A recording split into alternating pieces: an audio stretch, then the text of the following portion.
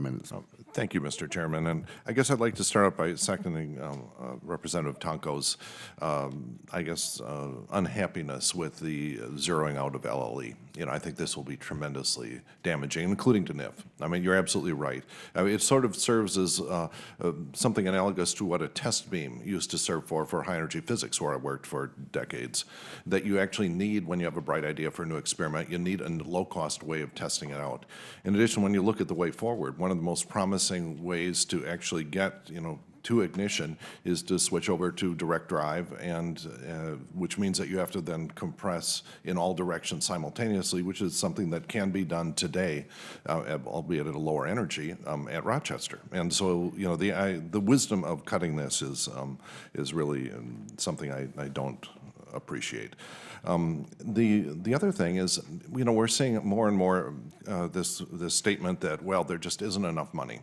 And so I'd like to try to put that in context. Since the economic recovery started, the net worth of Americans has gone up by $45 trillion. Well, what we're debating here largely, the U.S. investment in ITER will maybe be $4.5 billion. Okay, and so we're talking about spending, 1/10,000th of the increase in the U.S. wealth that's happened on something that can provide energy in principle for millennia. And so, there's, I think, a pretty strong case to be made that especially now that the economy has recovered, we are actually, this is going to be money well spent. And I do appreciate the bipartisan enthusiasm we've seen for almost bipartisan enthusiasm for fusion generally, though I would also like to point out that for those of my colleagues that don't appreciate the difference between fission and fusion, then I'd be interested in knowing whether they're volunteering their district to be the storage location for all of the fission end products at the end of the energy production. All right, now a few specific questions.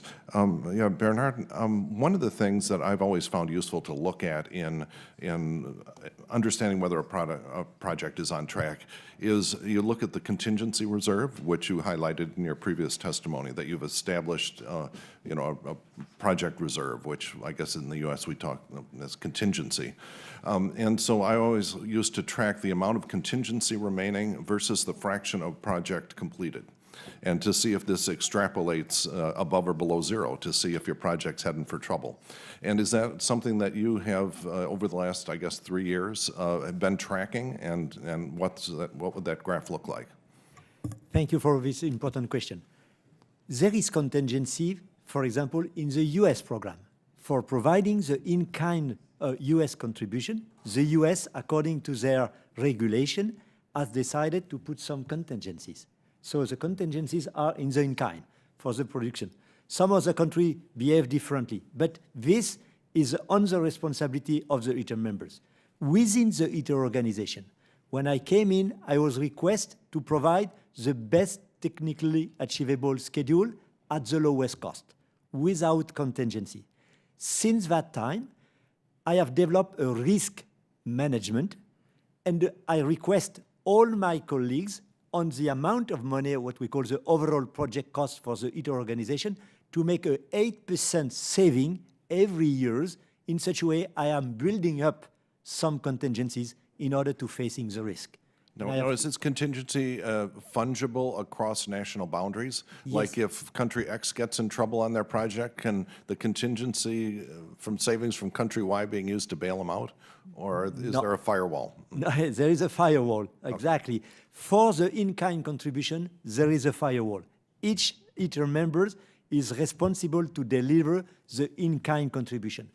But for the ITER organization, the cost of the assembling, for example, the commissioning and all these things, okay, it is a share according to the share. Okay, the US is 9%, Europe 45%, all the non-European country is also 9%.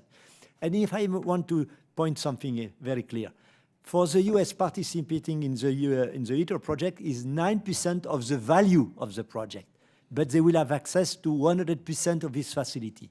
So I guess it's a clear, good investment. That's sort of the benefit of scientific collaboration since science began, that if you collaborate, you learn more. So let's see. Dr. Van Dam, you mentioned that there was an ongoing the administration was going to review the nuclear program generally, science specifically, and you were involved in, the budget passback and all of the things which came to the conclusion, for example, that you had to shut down LLE and preserve D3D and all these sort of Sophie's Choice decisions that you have to make during the budget decisions. And could you describe, obviously you can never discuss those in public, that's for reasons we understand, but could you describe the list of scientists above you in the org chart that are going to be involved in those sort of decisions? Well, yes. Directly above me is the Deputy Director for Science, Dr. Steve Binkley. You probably know Sure, him. know him well, yeah. And above him should be the Director of the Office of Science, which at the moment is still vacant. All right, and if you continue up Yes, the org chart, where do you encounter PhD scientists above that in the org Well, chart Dr. making Steve these Binkley is decisions? certainly a PhD scientist. Right. Then above him would be Mr. Paul DeBar, who is the Undersecretary for Science, then the Deputy Secretary and the Secretary himself. All right, so you've just given us the complete list of, say, PhD scientists who are going to be involved in making these crucial decisions about which facilities can survive in different budget scenarios, for example? Well, Dr. Binkley has a PhD, I understand. He's also a permanent employee of Yes, DOE, not a... not a political. Yeah, that's because I'm personally very nervous that we're making these really important decisions with, frankly, no one home, with science credentials in making these decisions. And there are real risks to the program if that proceeds. Anyway, I think I've gone past my time. May I briefly defend Paul DeBar, Undersecretary of Energy, worked in technology for... Briefly. I'll finish. I think the gentleman from Florida is recognized.